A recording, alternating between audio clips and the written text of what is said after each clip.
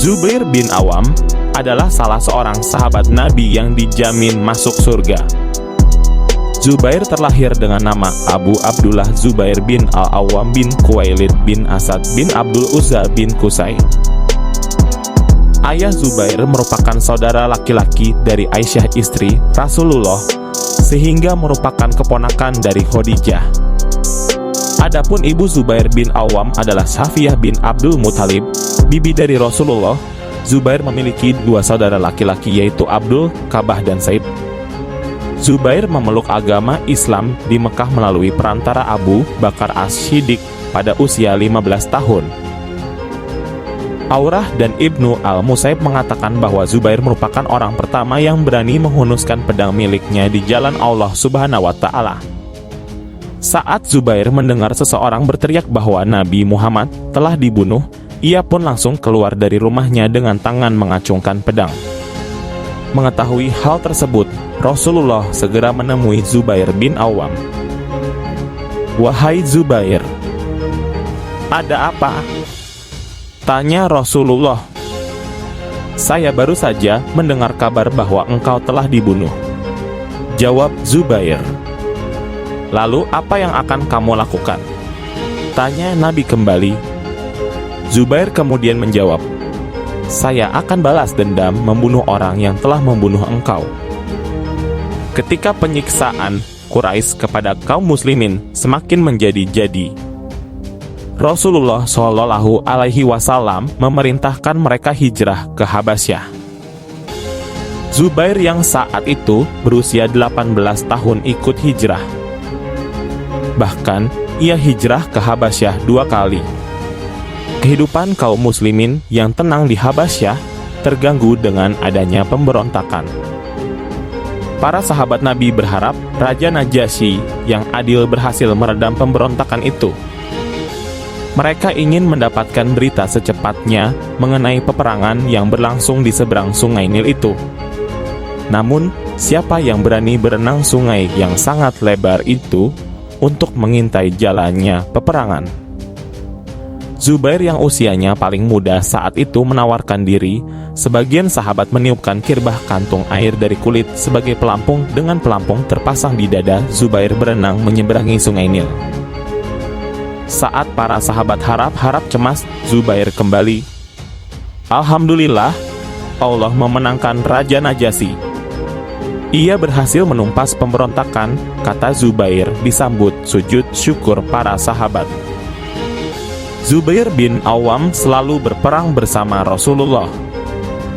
Kepiawaian dalam menunggang kuda dan keahlian menggunakan pedang tak Zubair sia-siakan. Keberanian dan keprajuritannya semua ia baktikan dalam jihad fi sabilillah. Zubair tak pernah absen dalam perang bersama Rasulullah Sallallahu Alaihi Wasallam. Pada perang Badar, Zubair melilitkan sorban kuning di kepalanya. Di perang itu, ia berhasil membunuh Naufal bin Khuwailid yang dahulu pernah menyiksanya.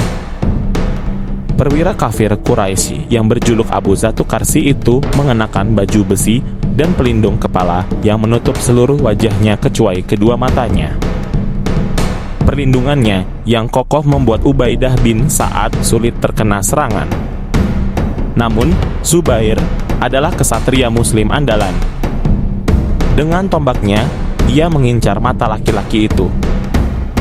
Zubair berhasil menombak dan menikam mata Ubaidah hingga tembus ke belakang kepala, dan seketika perwira Quraisy itu tewas.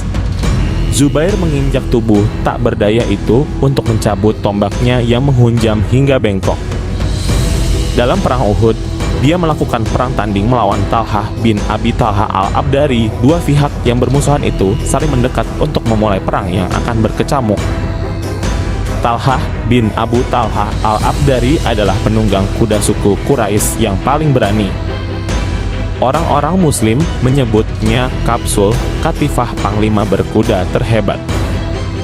Dia keluar dengan menunggang unta, lalu menantang untuk perang tanding.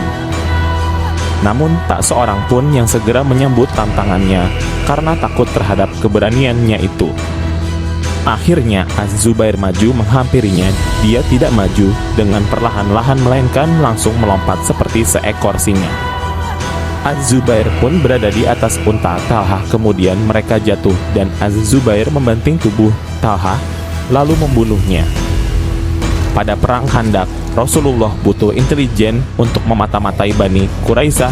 Siapa yang bersedia untuk memata-matai Bani Quraisyah? Kali berikutnya Rasulullah kembali membutuhkan intelijen. Lagi-lagi Zubair menjawab, "Saya ya Rasulullah." Misi itu terulang 3 kali.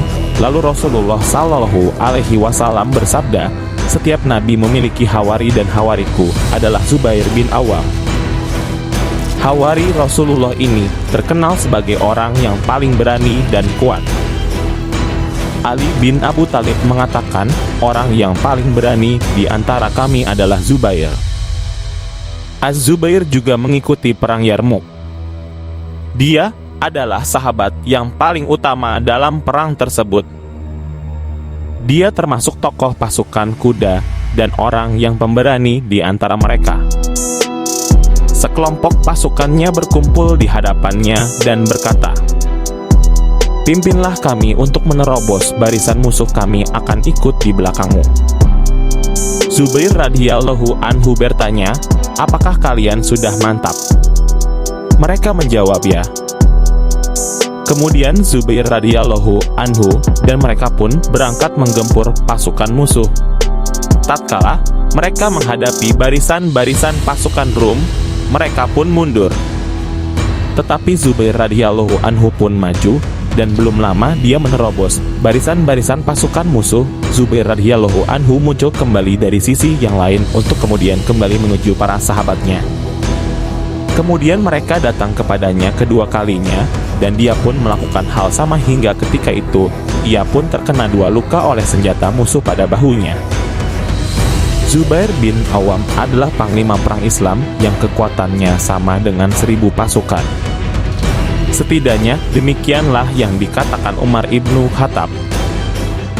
Pada saat perang Hunain, saat Rasulullah Shallallahu Alaihi Wasallam bertakbir pertanda peperangan dimulai, tanpa berpikir panjang Zubair langsung maju sendirian menerobos pasukan kafir hingga ke ujung. Zubair menghantam dengan pedang dan tombaknya bagaikan singa kelaparan dan kembali lagi ke barisan kaum muslimin. Hal itu diulanginya beberapa kali hingga membuat runtuh mental pasukan musuh.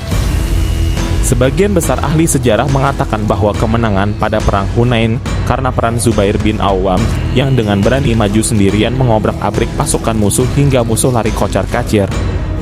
Pada perang Jamal antara pihak Sayyidina Ali dan Zubair bersama Aisyah yang kemudian dimenangkan oleh Sayyidina Ali. Dan pada saat perang terjadi, Sayyidina Ali dan Zubair bertemu dan berbincang. Saat itu Sayyidina Ali mengingatkan Zubair dengan sabda Rasulullah untuknya. Suatu hari di hadapan Ali, Rasulullah bertanya pada Zubair, "Apakah engkau mencintai Ali?" Zubair menjawab, "Bagaimana aku tidak mencintainya?" Rasulullah kembali bertanya, "Bagaimana kau memeranginya dengan zalim?" Setelah apa yang disampaikan Sayyidina Ali, Zubair pun meninggalkan medan pertempuran. Namun, dalam perjalanannya, ia diikuti oleh Ammar bin Jurmus dan beberapa orang mengikuti lalu membunuhnya pada saat sholat di tempat bernama Wadi Al-Sibah. Setelah membunuh Zubair, Ammar bin Jurmus menghadap pada Sayyidina Ali. Dia berkata pada penjaga, "Izinkan aku masuk untuk membunuh Zubair." Imam Ali berkata, "Izinkan dia masuk dan berikan hadiah neraka padanya." Rasulullah bersabda tentang pembunuh Zubair, "Tempat pembunuh Zubair adalah neraka." Meninggalnya Zubair membuat Sayyidina Ali tidak bahagia. Ia mengenang kegigihan dan keberanian Zubair saat awal Islam dengan melihat pedang Zubair. Ia berkata, "Pedang ini berkali-kali telah membuat Rasulullah senang." Zubair wafat dengan meninggalkan harta dan anak-anaknya. Kemudian ia dimakamkan di Basrah. Demikianlah kisah ringkas Zubair bin Awam. Semoga menjadi teladan bagi kita semua akan sosok keberaniannya yang luar biasa.